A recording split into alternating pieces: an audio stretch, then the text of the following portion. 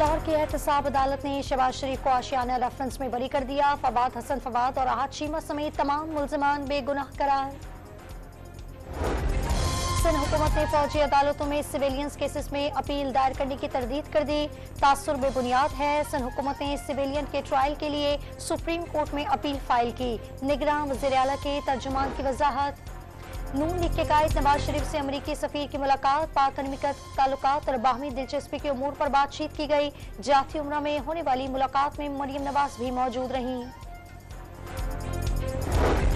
साबिक सदर आसिफ जरदारी से बरतानवी हाई कमिश्नर की मुलाकात। दो तरफा ताल्लुकात के फरोग पर भी बातचीत। आसिफ जरदारी का आगाज़ में इसराइली जारियत के खात्मे के लिए बरतानिया से मसालती किरदार अदा करने पर जोर।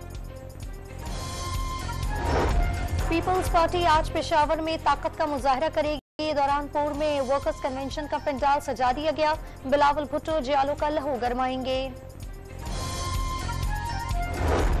लाहौर हाईकोर्ट ने चेयरमैन पीटीआई की अहलिया बुशरा बीबी के केसेस की तफसीलात लेने की दरखास्त समाअत के लिए मुकर्रर कर दी।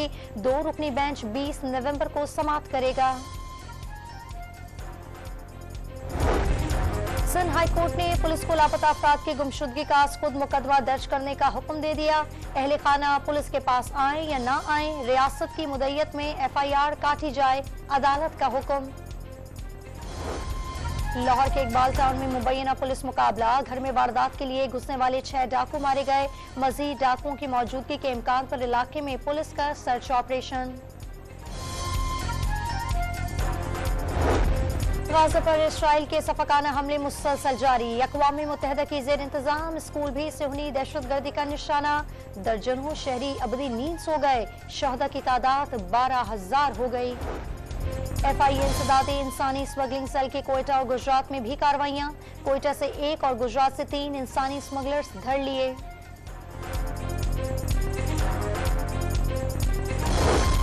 और सांगड़ के करीब गोट अब्दुल्ला में घर में सोई हुई मां और 2 कमसन बेटियां कत्ल। पुलिस ने मुलजिम को गिरफ्तार कर लिया।